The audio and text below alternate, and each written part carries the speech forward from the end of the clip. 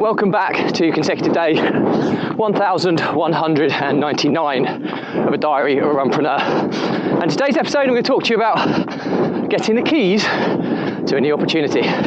So remember to give this a subscribe, share, like and comment, as the more people we get in front of, the more money we raise on my fundraising mission to save the lives of children by attempting the ultimate ultra marathon.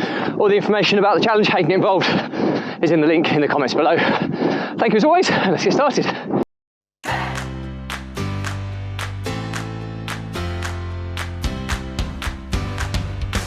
So, consecutive day 1199 of a diary of a runpreneur. Another 100-day milestone coming up tomorrow, as I'll hit the 1200-day milestone, which is pretty cool. But anyway, back to today's topic, which is getting the keys to a new opportunity. Now, the reason for today's title is I've spoken about the new business venture that I'm progressing with, which is the launch of a new cafe. Now, it's a cafe, or a micro cafe if you like, with a bit of a difference. And we've picked up the keys to the unit today, so it feels very real. We've got a 7-week lead time now to opening day, so a lot to be done with setting up a new cafe. But first and foremost, let me talk you through the idea around the cafe. Now, I haven't invested in the cafe venture per se. I've invested in the partner who I'm doing it with, and that's my lifelong friend Ben Solston. Now, he is a culinary expert. He's worked in Michelin star restaurants, he's had his own cafes, he's a food consultant. He is extremely well qualified in the food arena, so much so that he's the type of person that would classify food as an art, and he's cooked for me on numerous occasions. His food is exquisite. Now, the mission here was, how can I tap into this amazing individual? How can I partner with him? How can I turn him into a scalable business? And that's where this micro cafe comes in to play. Now, you've probably heard some months ago we were looking to get into the restaurant and bar or pub related industry. Now, that fell by the wayside due to difficulty liaising with the brewery, or negotiating with the brewery. But this opportunity might be the best thing that, as a result of missing out on the pub and restaurant opportunity, in that the cost of entry to this one is significantly lower and the risk is significantly lower financially. Now, the benefit is we found a little niche here that could be scalable and replicable.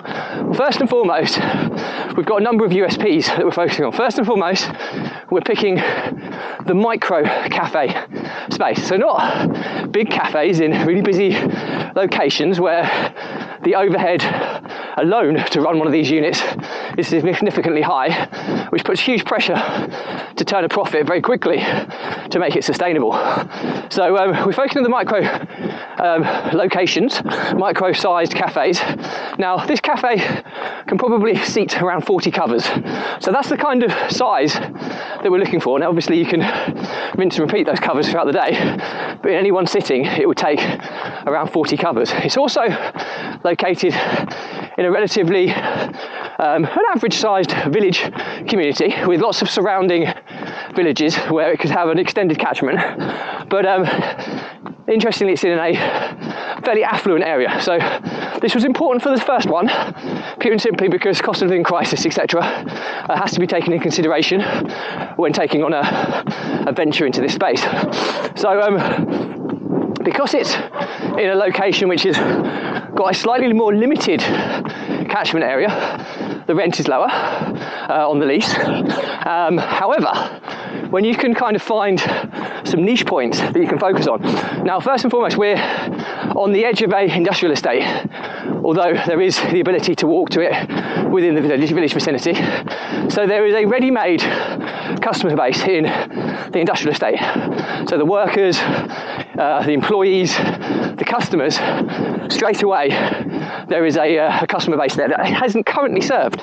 So potentially focusing on industrial estates with existing with the existing customer base there, then that could be one USP. Secondly, there's 2 gyms on the industrial estate where we probably envisage there to be maybe 500 odd members between the 2 gyms, which instantly gives us a target market to go at from a health or a fueling perspective for people who are working out. So, and thirdly, this is a very broad USP, but I've visited so many of the cafes within the area. The food quality is either overpriced or substandard, in my opinion. And I think that if we can get the balance of creating a price range which is affordable for repeat custom, but using fresh ingredients that are sourced locally, and focusing more on a healthy and sustainable demographic, especially linked to fueling the gym clientele, then I think we've got something that could really have legs.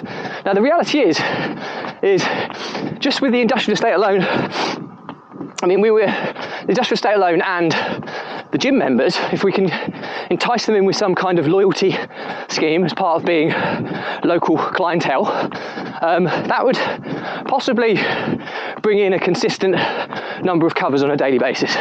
Possibly kind of 20 to 30 maybe on a daily basis. I know this because I was a regular visitor of the cafe before we took it over, which wasn't, which in truth be told, the business owner who owned that cafe, she was spinning too many plates with too many ventures, which is possibly why she decided to leave this cafe. I know this cafe can work, which is why I'm excited to partake it, and I think we've got enough USPs and niches and differentiating points to make it a success.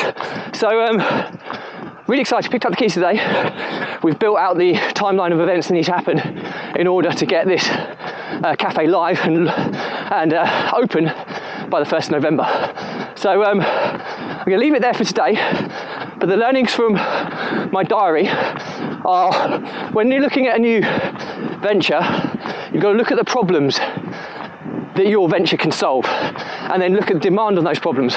Well, I'm somebody who has first-hand witnessed these problems, and what I mean by this is that substandard quality of food, healthy cafe-based food in the locality, and affordably priced. And I think that we can hit all 3 of those, and I know from speaking to people that the demand's there for this type of operation. So I'm hoping that if we solve these problems correctly and sustainably, then this could be the start of a new business venture, which will be the first location of, hopefully, many in a more niche space. We'll let the prime big coffee shops battle over the prime locations and real estate.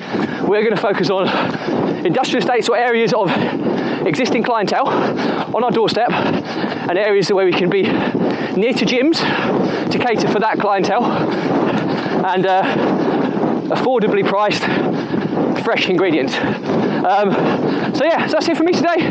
The weather is horrendous. Thank you, as always. Please remember to subscribe, share, like, and comment, as the more people we get in front of, the more money we raise on my fundraising mission to save the lives of children by attempting the ultimate ultra marathon. All the information about the challenge, how you can get involved, is in the link in the comments below. Thank you as always. Stay positive, stay happy, and I'll see you again tomorrow.